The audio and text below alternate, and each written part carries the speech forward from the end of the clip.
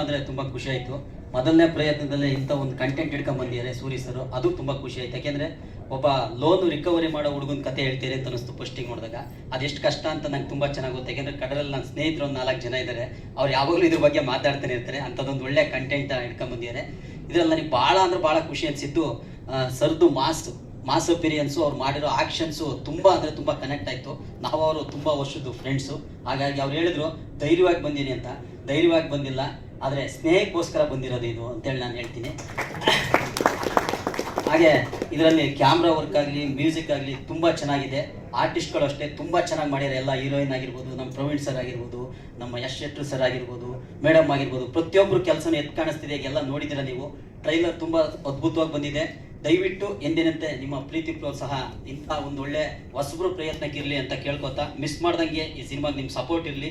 ಎಲ್ಲ ಕರ್ನಾಟಕ ಜನ ತಿಳಿಸಿ ಇದನ್ನು ಸಕ್ಸಸ್ ಮಾಡಿಕೊಡಿ ಅಂತ ನಾನು ಮನಸ್ಪೂರ್ವಕವಾಗಿ ಕೇಳ್ಕೊತೀನಿ. ಇಡೀ ತಂಡಕ್ಕೆ ನನ್ನ ಕಡೆಯಿಂದ all the best, all the best, all the best. Thank you.